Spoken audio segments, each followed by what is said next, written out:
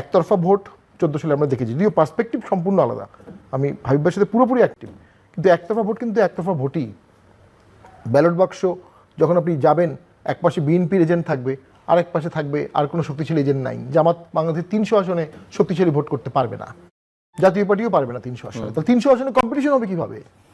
সেই জায়গায় যখন কম্পিটিটিভনেস থাকবে না, আর মনোনয়নটা নেওয়ার পরে প্রার্থীর জয় ছাড়া মাথায় আর কিছু কাজ করে, যত বড় রাজনীতিবিদই হোক, তিনি মেরে কেটে সিল মেরে যেমনিই হোক উনি সেখানে ভোটে জিততে চাবেন। কাস্টিং কম হবে, স্টাফিং করো।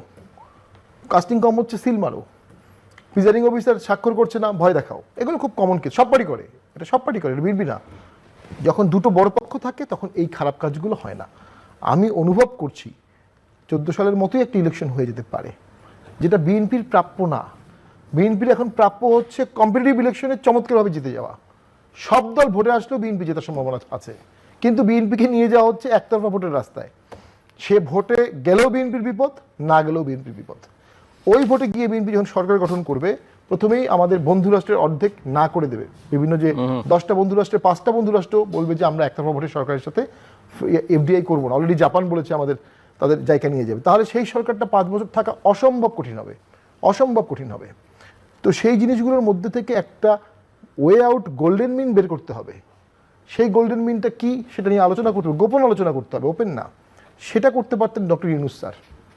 উনি প্রথমেই আওয়ামী লীগকে রিফর্ম করে ফেলতে পারতেন, আওয়ামী লীগের অনেককে সাজা দিয়ে অনেককে রাজনীতি থেকে আউটকাস্ট করে দিতে পারতেন, ক্লিন একটা ফর্মেটে আনতে পারতেন, সকল দলকে নিয়ে বসতে পারতেন। উনি বিভাজন করে এই বিভাজনের দায়টা চলে যাবে বিএনপির ঘাড়ে ভোটের পরে, এবং দেশ চালাতে গিয়ে বিএনপি এই বিভাজন নিয়ে পদে পদে হোঁচট খাবে। এবং বিএনপি একটা স্বাধীনতার পক্ষের দল, আবার তাকে আন্দোলন করতে হয় স্বাধীনতা বিরোধীদের সাথে। সেই ক্যারেক্টারিস্টিকটাও বিএনপির মধ্যে আভ্যন্তরীণ একটা ইনার দ্বন্দ্ব আছে। বিএনপিতে প্রচুর মুক্তিযোদ্ধা, আওয়ামী লীগের থেকে বেশি মুক্তিযোদ্ধা বিএনপিতে, কিন্তু এই দ্বন্দ্বটা আওয়ামী লীগ থাকার কারণে এই দুটো স্ট্রিম একসাথে হয়েছিল। BNP is a very wise platform for all anti Awami League practically.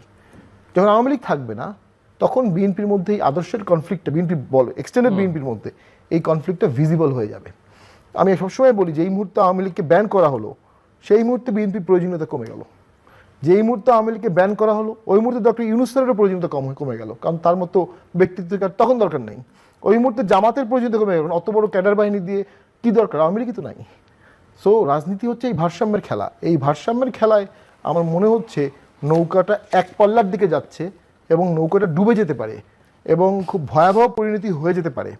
আমরা অনুভব করছি, এই যে বললাম বিভিন্ন ইনসাইটমেন্ট ছিল আর্মির বিরুদ্ধে 15ই আগস্টে, কিন্তু রিয়্যাক্ট করেনি মানে আরো বিগার প্ল্যানে তারা আগাচ্ছে। তারা মৌনতা সবসময় মেনে নেয় না, মেটিকুলাস ডিজাইন করে ছক কেটে আগাচ্ছে, রেকি করে আগাচ্ছে। এবং আরো একটা প্রবলেম হবে, যদি আওয়ামী লীগ ভ্যান্ডালিজম করার ট্রাই করে, যেটা আমার বিশ্বাস বা আহ্বান থাকবে যেন তারা না করে, দেশটা সবার, যদি তারা করে, সেটার বিরুদ্ধে কিন্তু আগের মতো ইউনাইটেড কেউ থাকবে না।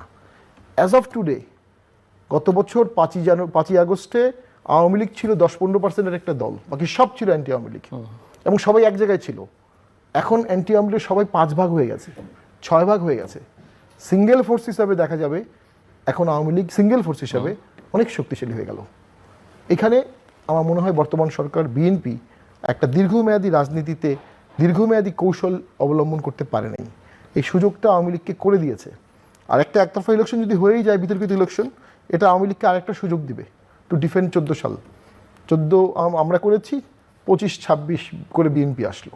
তো সেই সুযোগগুলো না দিয়ে আমি তো মনে করি বিএনপির জন্য ইনক্লুসিভ ইলেকশনে প্রমোট করাটাই বিএনপির সঠিক রাজনীতি। এবং এক লাইনে শেষ করে দিচ্ছি, যে জিয়াউর রহমানকে সুপারসিড করে আরেকজনকে জেনারেল করা হলো, শফিউল্লাহ সাহেবকে, সেই জিয়াউর রহমান কিন্তু ক্ষমতায় এসে আওয়ামী লীগকে রিভাইভ করলেন, জামাতকে রিভাইভ করলেন, সব দলকে ভোটে আনলেন।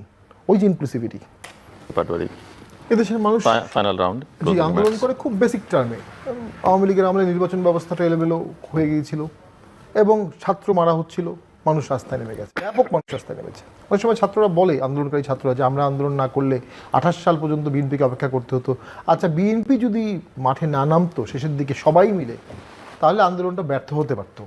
আন্দোলন ব্যর্থ হলে এরা অনেকেই আবার ছাত্রলীগে ব্যাক করতো, বলতো আমরা একটা বৈষম্যবিরোধী আন্দোলন করেছি, আমরা আবার ফিরে আসছি হয়তোবা। তো বিএনপি যদি না নামতো, জনগণ না নামতো, আন্দোলনের এক পর্যায়ে তারা বলেছে যে এটা কোনো রাজনৈতিক আন্দোলন নয়, সরকার পতনের আন্দোলন নয়, সেটাও তারা বলেছে। এবং সেক্ষেত্রে আন্দোলনটা ছিল সিম্পল, সেই মুহূর্তে শেখ হাসিনাকে দেশ ছাড়া করতে হবে, আওয়ামী লীগের পতন ঘটাতে হবে। গণপরিষদ, সংবিধান করো, এটা করো, সেটা করো, সো মেনি থিংস। এগুলো তো তখন আন্দোলনে ছিল না, এগুলো পরে এনে একটা জটিল কুটিল একটা অবস্থা করা হচ্ছে, যেখান থেকে বের হয়ে আসা কঠিন। এই ঐক্যমত কমিশনের মুখ্য দায়িত্ব আমার মনে হচ্ছে জটিলতা সৃষ্টি করা। জটিলতা কমিশন হয়ে যাচ্ছে ঐক্যমত কমিশন, অনেকের একটা প্রতীক প্লাস জটিলতা সৃষ্টি করছে। তো সেখানেও দেখি সালাউদ্দিন সাহেব কথা বলেন, অন্যরাও কথা বলেন সমান টোনে। তো ওয়েটও তো সমান না, জ্ঞানও সমান না, দলও সমান না, কিন্তু ওখানে সমান টোন দেওয়া হয়েছে। যাই হোক, এখন যেটি দরকার, বাংলাদেশে একটা কেয়ারটেকার গভর্নমেন্টের প্রভিশন চলে আসতেছে। কেয়ারটেকার গভর্নমেন্টের প্রভিশন আসলে এই সরকার ভোট নিতে পারবে কি না, এটা একটা লিগাল জুরিসপ্রুডেন্সিয়াল এভালুয়েশন দরকার। কোন স্টেজ আছে? ওটা তো অলরেডি হাইকোর্ট রায় দিয়েছে, আবার খায়রুল হক সাহেবের জাজমেন্ট রয়ে গেছে। খায়রুল হক সাহেব জাজমেন্ট যদি রিভিউ হয়ে যায়, তাহলে হাইকোর্টের রায়টা প্রেভেল করবে, অটোমেটিক 58 আর্টিকেল ক্যাপিটাল এ সংবিধানে চলে আসবে। তখন ইমিডিয়েট পাস্ট চিফ জাস্টিস হিসাবে বর্তমান চিফ জাস্টিস কিন্তু ডিসেম্বরে হয়তো মেয়াদ শেষ হয়ে যাবে, সেক্ষেত্রে ওনার কিন্তু অটোমেটিক কেয়ারটেকার গভর্নমেন্ট হেড হওয়ার একটা পসিবিলিটি আসবে। তো আমি এই জন্য এটা বলছি, হয়তোবা ডিসেম্বর থেকে জিনিসটাকে ফেব্রুয়ারিতে নেওয়ার পিছনে এত আগ্রহ কেন ছিল, একটা কারণ হতে পারে এটা, অর্থাৎ এই বর্তমান গভর্নমেন্ট ইলেকশন করার জন্য প্রিপেয়ার্ড কিনা মেন্টালি, এটার মধ্যে একটা প্রশ্ন আছে। আবার কেয়ারটেকার গভর্নমেন্ট রিভাইভ করলে বর্তমান গভর্নমেন্টের আন্ডারে ভোটটা বৈধ হবে কিনা, এটার একটা প্রশ্ন আছে। যখন কেয়ারটেকার গভর্নমেন্ট ছিল না, তখন অন্তর্বর্তী গভর্নমেন্ট ছিল। যখন কেয়ারটেকার গভর্নমেন্ট চলে আসলো, তখন আপনাকে ভোটটা কেয়ারটেকার গভর্নমেন্ট অধীনেই করতে হবে, আর কোনো বিকল্প নেই। এটা একটা বিষয় আছে। আরেকটা হচ্ছে, যদিও বিপ্লব পরবর্তী সময় অনেক এক্সেপশন মানা হয়, সংবিধানে কোথাও 3-3-6 মাসের কোনো এক্সেপশন নাই।